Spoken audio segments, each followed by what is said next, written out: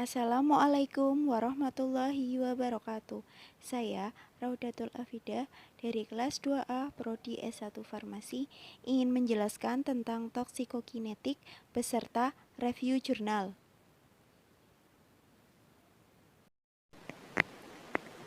Konsep dari toksikokinetik meliputi absorpsi, distribusi, metabolisme, dan ekskresi. Di sini ada toksikokinetik, yaitu studi kuantitatif dari pergerakan sebuah zat kimia yang dimulai dari masuknya zat kimia ke dalam tubuh, pendistribusiannya ke organ dan jaringan melalui sirkulasi darah, dan disposisi terakhir dengan biotransformasi serta ekskresi. Konsep dari toksikokinetik adalah ADME atau absorpsi, distribusi, metabolisme, dan ekskresi. Selanjutnya ada absorpsi. Sebelum zat kimia membuat dampak kesehatan kepada tubuh manusia, zat kimia tersebut harus masuk ke dalam tubuh. Peristiwa masuknya zat kimia ke dalam tubuh disebut dengan absorpsi. Secara umum, rute masuk zat kimia dalam absorpsi terdiri dari 3 rute, yaitu inhalasi, dermal, dan ingesti. Inhalasi merupakan jalur utama dari bajanan di tempat kerja karena banyak zat kimia yang dapat masuk langsung ke paru-paru melalui jalur inhalasi seperti debu, asap, uap, kabut, dan gas. Zat kimia tersebut masuk ke dalam paru-paru yang memiliki luas sekitar 140 meter sehingga memudahkan untuk absorpsi.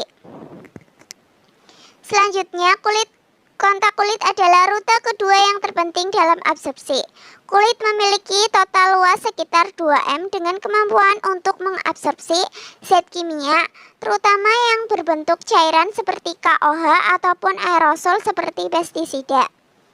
Meskipun sedikit, jalur ingesti juga dapat menjadi jalur masuk zat kimia yang berbahaya. Jalur ingesti merupakan jalur pencernaan yang dimulai dari mulut, kerongkongan, dan lambung. Zat kimia yang masuk dalam jalur ini biasanya terjadi karena ketidaksengajaan seperti dalam kasus keracunan. Kemudian ada distribusi. Ketika zat kimia diabsorpsi ke dalam aliran darah, maka zat kimia tersebut dapat diangkut ke seluruh tubuh.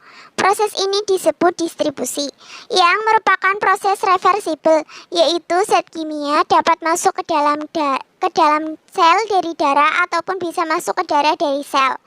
Pengiriman zat kimia ini dipengaruhi oleh beberapa faktor, yaitu aliran darah, permeabilitas kapiler, kekuatan dari pengikatan dari zat kimia ke darah ataupun jaringan protein, dan solubilitas relatif dari molekul zat kimia. Kemudian ada metabolisme. Untuk mempermudah ekskresi, zat kimia harus melalui proses metabolisme terlebih dahulu. Proses metabolisme bisa berlangsung di hati atau ginjal, baik dengan perubahan struktural zat kimia ataupun dengan perubahan kimia dari zat kimia. Metabolisme dari zat kimia dapat bervariasi antar grup populasi. Genetik menjadi salah satu faktor yang dapat mempengaruhi enzim untuk memproses zat kimia. Umur menjadi faktor yang lain mempengaruhi karena semakin tua seseorang akan semakin kecil toleransinya terhadap zat kimia. Kemudian ada ekskresi. Pengeluaran secara keseluruhan zat kimia dari dalam tubuh disebut dengan ekskresi. Ginjal dan organ pencernaan menjadi bagian penting dalam proses ekskresi ini. Selain itu, air susu ibu, keringat, rambut, kuku, dan air ludah juga dapat menjadi organ yang melakukan proses ekskresi.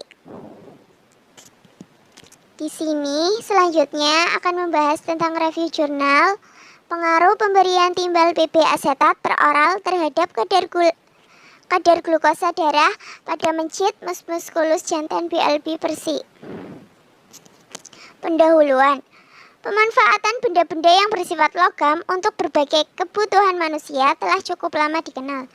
Sebagai contoh, timbal atau BB adalah logam berat yang banyak digunakan untuk pembuatan baterai dan untuk meningkatkan angka oktan pada bahan bakar minyak atau BBM.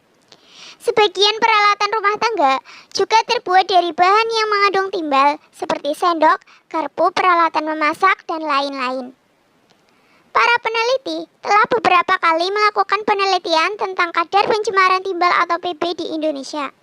Hasil yang didapatkan menunjukkan bahwa terdapat peningkatan kadar timbal atau PB di dalam darah, terutama pada anak-anak dan pekerja di jalan raya. Kemudian jalur pajanan timbal atau plumbum melalui pernapasan bersama asap, debu, dan gas. Pajanan timbal pada masyarakat dapat menimbulkan berbagai efek negatif pada kesehatan, yaitu pada saraf pusat dan saraf tepi, sistem kardiovaskuler, sistem hemotopotik, ginjal, pencernaan, sistem reproduksi, dan bersifat karsinogen. Toksisitas timbal pada kesehatan manusia mempunyai pengaruh yang luas, dari gangguan syaraf, gangguan metabolisme, tulang sampai kerusakan ginjal dan gangguan fungsi hati. Bahkan penelitian terakhir menunjukkan bahwa logam timbal memiliki sifat karsinogenik yang dapat merangsang terjadinya kanker pada manusia.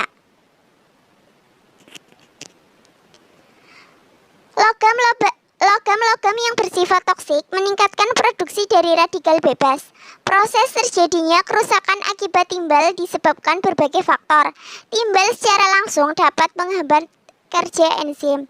Kemudian, timbal juga dapat menghambat penyerapan mineral oleh tubuh.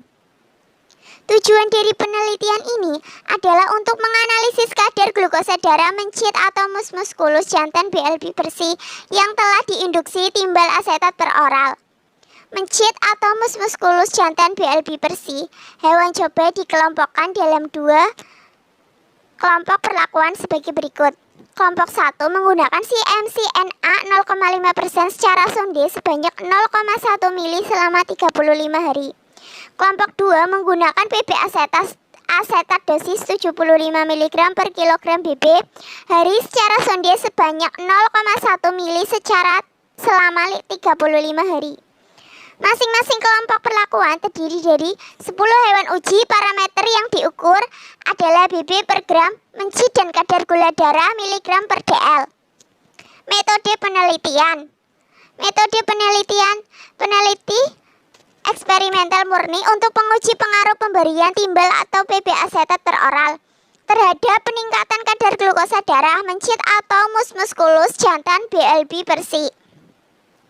Hewan coba dikelompokkan dalam dua kelompok perlakuan sebagai berikut. Kelompok 1 menggunakan cmCNA 0,5% secara sonde sebanyak 0,1 mili selama 35 hari. Kelompok 2 menggunakan PB asetat dosis 75 mg per kilogram BB hari secara sonde sebanyak 0,1 mili selama 35 hari. Masing-masing kelompok perlakuan terdiri dari 10 hewan coba. Parameter yang diukur adalah BB atau gram, mencit, dan kadar gula darah miligram per dl. Adapun alat dan bahan yang digunakan yaitu mencit dengan kondisi sehat berusia 3 bulan, berat badan 20-30 gram, dengan jenis kelamin jantan. Sebelum percobaan, mencit diletakkan pada ruangan percobaan selama 1 minggu untuk beradaptasi. Kandang yang digunakan berupa kandang polipropilen yang berisi sekam dan terdapat botol air minum dengan corong berpengaman yang diletakkan terbalik.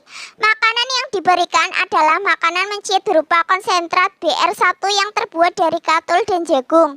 Kondisi ruangan percobaan diatur dengan temperatur dan kelembapan yang konstan. Siklus cahaya yang diberikan seimbang antara 12 jam terang sama dengan 12 jam gelap. Selanjutnya, selama percobaan mencit diberikan makanan berupa konsentrat BR1 dan akses tidak terbatas pada air minum. Mencit diperoleh dari Laboratorium Biokimia Fakultas Kedokteran UNR Surabaya. Pengukuran berat badan mencit menggunakan timbangan khusus hewan percobaan atau torsion balance. Pengukuran gula darah dilakukan pada hari ke-36. Kemudian pemeriksaan kadar gula darah. Sebelum pemeriksaan mencit dipuasakan selama 10-12 jam. Pemeriksaan kadar gula darah melalui pengambilan cuplikan darah dari vena di ekor mencit dengan cara memotong sedikit ujung ekor. Tetesan darah yang pertama dibuang. Tetesan darah berikutnya diperiksa dengan menggunakan alat POCT atau point of care test. Superglukokarduat. Reagen strip yang telah ditetesi darah vena dimasukkan ke alat pemeriksa, kemudian hasil dibaca pada layar dalam. waktu kurang dari 30 detik. Nilai yang tertera pada layar adalah nilai konsentrasi gula darah dalam miligram per dl.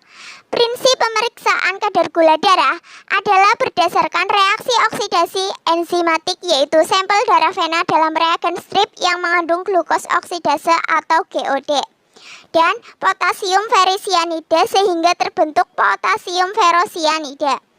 Banyaknya potasium ferrosianida akan menghasilkan arus listrik yang dapat dideteksi oleh alat dan kemudian diubah menjadi angka yang ditampilkan pada layar. Pemeriksaan kadar gula darah dilakukan sebelum penelitian dilakukan dan setelah diinduksi PB untuk menentukan keberhasilan induksi PB terhadap peningkatan kadar gula darah dalam proses hiperglikemi. Kemudian ada analisis data. Seluruh teknis pengolahan data dianalisis secara komputerisasi menggunakan software SPSS 21 dengan taraf signifikan P kurang 0,05. Data hasil pengamatan dianalisis menggunakan t-test for dependent sample untuk membandingkan jenis perlakuan pada sampel. Kemudian hasil dan pembahasan. Perubahan berat badan normal pada mencit jantan dengan umur 3 bulan berkisar 20-30 gram. Kelompok 1 normal secara fisik terlihat sehat ditandai dengan bulu putih seperti beludru dan ekor berwarna merah muda. Setelah 35 hari, rata-rata berat badan meningkat sebanyak 6,40 gram. Mencit kelompok 2 PB terlihat secara fisik bulu berwarna kusam, kusut dan kurang aktif bergerak. Pada kelompok ini terjadi penurunan berat badan rata-rata 9,70 gram setelah 35 hari seperti yang perubahan kadar glukosa darah puasa KGDP pada mencit pada kelompok ini menunjukkan angka dalam batas yang normal mulai dari hari ke-0 sampai akhir periode pengamatan yaitu hari ke-35. Perlakuan yang diberikan terhadap mencit merupakan model toksikokinetik yang dapat terjadi pada manusia. Pemberian dosis PB sebesar 75 mg per kilogram PB secara sonde sebanyak 0,1 mili selama 35 hari. Pemberian timbal asetat pada mencit mengakibatkan terjadinya kenaikan kadar glukosa darah. Pada mencit kadar glukosa darah normal adalah 62-175 mg per dl. Apabila kadar glukosa darah melebihi angka tersebut di atas 200 mg per dl, maka mencit dapat dipastikan dalam keadaan hiperglikemik. Dari hasil uji t-test di pendin diperoleh bahwa kadar gula pretest dengan nilai signifikan 0,147 berbeda nyata dengan kadar gula post-test 0,694 di mana nilai P kurang 0,05 sehingga mencit dipastikan dalam keadaan hiperglikemik. Adanya peningkatan kadar glukosa darah setelah pemberian timbal asetat mengindikasikan telah terjadi penurunan kadar insulin dalam darah. Disebabkan karena kerusakan pankreas sebagai penghasil hormon insulin, PB asetat merupakan senyawa yang mampu merusak sel beta pankreas secara langsung. PB asetat bekerja pada DNA sel-sel pulau Langerhans pankreas, merangsang sintetis polinuklear atau ADP ribosa, NAD dan NADP yang kemudian akan menghambat atau menghalangi sintesis proinsulin, sehingga menyebabkan produksi insulin menurun. Hal ini mengakibatkan homeostatis glukosa dalam darah terganggu. Glukosa dalam darah tidak dapat diproses dengan sempurna, sehingga terjadi peningkatan kadar gula darah atau terjadinya kondisi hiperglikemik. Kondisi hiperglikemik yang terjadi secara terus-menerus mengarah pada terjadinya diabetes mellitus. Kesimpulannya yaitu berdasarkan hasil penelitian, maka dapat disimpulkan bahwa perlakuan dengan pemberian timbal asetat dengan dosis 75 mg per kilogram PB dapat menyebabkan kondisi hiperglikemik pada mencit. Kondisi hiperglikemik tersebut mengakibatkan terjadinya diabetes mellitus pada mencit.